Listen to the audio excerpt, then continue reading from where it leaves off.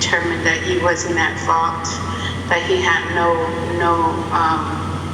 responsibility, so they let him go of that. But I remember the day he came back very angry from Florence, Arizona, the court, and he was very upset, and it took a toll on him. And it just got worse from there on. I started seeing health problems in my family, especially my child. Out of the 3 children, my mother's children, me, my brother, my sister, my sister had like half a dozen miscarriages. My brother had a stillborn that we know of, and I was able to successfully bear 1 child off that property in the midst of all of that. But growing up, she was having nosebleeds and pus coming out of her ears from ear infections, and always sick. Growing up, rashes on us, all kinds of stuff we started noticing right away. And as she grew older, and she did try to get pregnant, and she had a miscarriage. And she did have 1 daughter about 2 years ago. So everybody in the family has had children and grandchildren, and they've thrived and everything.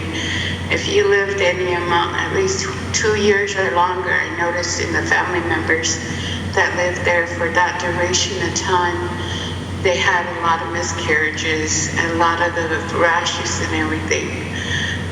Sometime during the fall, maybe part of the winter, it just depends, my face starts peeling. And first time I noticed it, I was getting ready for work, and I just kept rubbing it and put baby oil and Vaseline and any kind of moisturizer. It just flaked and flaked and flaked.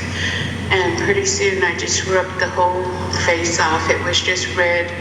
None of my makeup would stay on my face. It went to work like that. And it was burning. It was raw. Right now,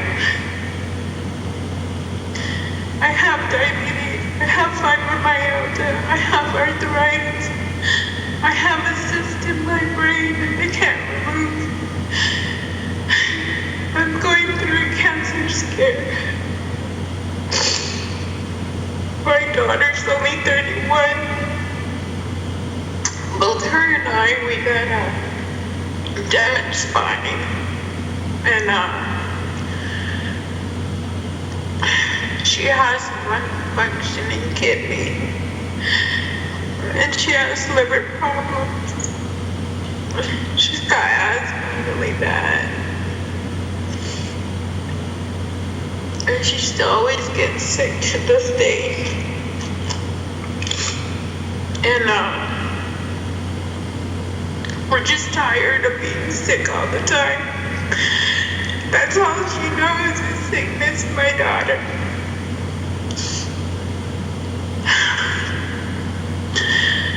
So I've been telling Michael that this is really important, that the people know about this, because I never want anybody to suffer like we did. When he told me that there was barrels found out there, I told him, document that.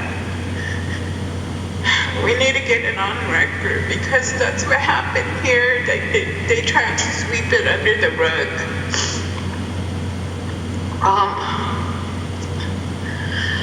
They knew I wouldn't shut up, so they actually gave me a job in the tribe, and I actually was working with occupational safety health and environmental health. I did work for the tribe. I trained to be an inspector for different parts of the tribe. I learned how to inspect just different things, swimming pools and spas, local food businesses and stuff like that, houses, lead poisoning.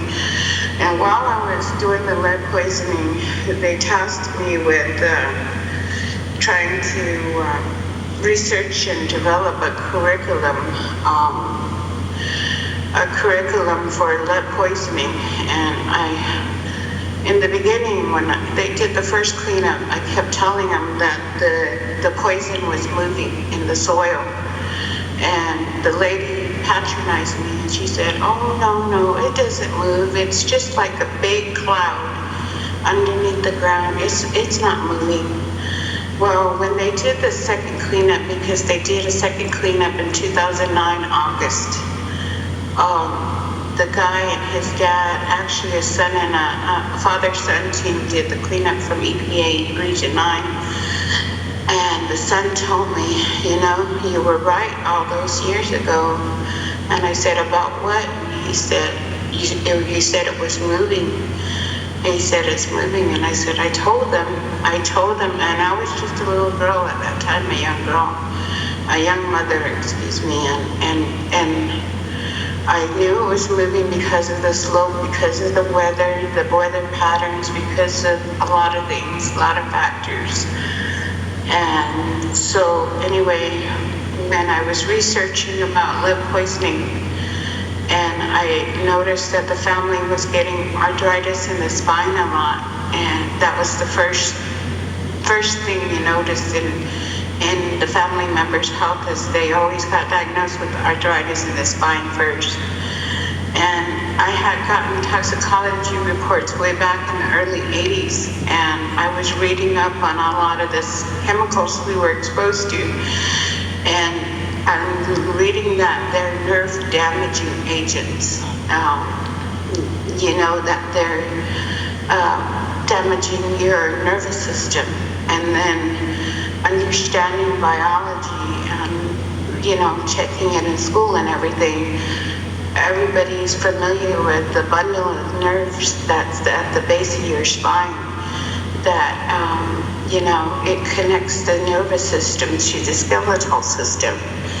And so I was thinking to myself, these nerve damaging agents must be transferring at that point, and they must be bottlenecking, and that creates the damage right there because they're spending or lingering right there in that little area.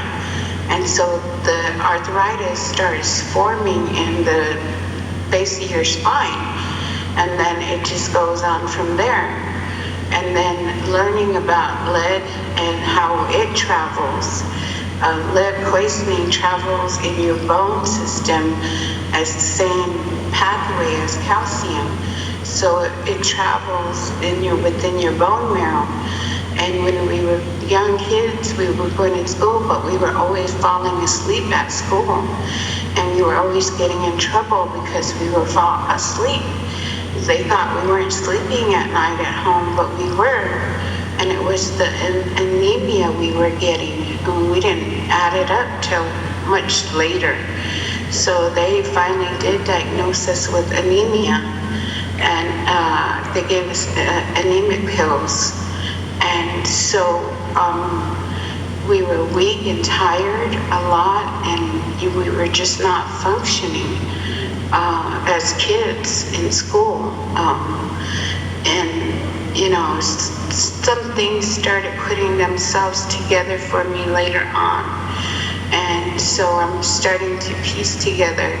Now, no doctor is going to confirm any of these theories that I have as I learned all these years. I just turned 50 this year.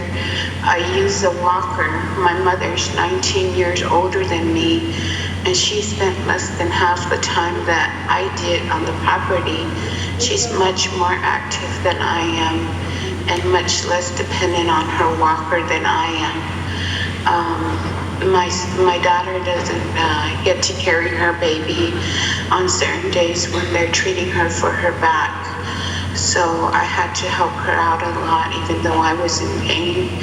And there's just a lot of issues going on with our health. And so I'm really glad that Mike and Margot are willing and able to document a lot of this, because since September of 2009, I haven't worked and I haven't had an income other than the tribes per cap. And so I basically live day to day with my hand out. The tribe's never taken care of me other than medical. And like I said, they just swept it under the rug. Ignored it. They washed their hands of me and my family. So that's why I worked really hard to fight environmental issues here in the community. And but I don't know, Michael, if you want to ask anything specific. You guys have any questions to ask? I mean, it's like, well, for one thing, I guess we could go back to what we're here for real quick and give you a break. Thank you very much for sharing your testimony with us, because this draws the connection as to why there is huge diabetes down and both Gila, and Salt River. And because there's a direct connection between the 245 pp, but no one thinks like that. They don't think about it. So how did we get to where we're here right now? Also, is thank you, Lori. What happened is that we started doing our work, and I think you talked about this earlier at the council. So this came up recently. This here.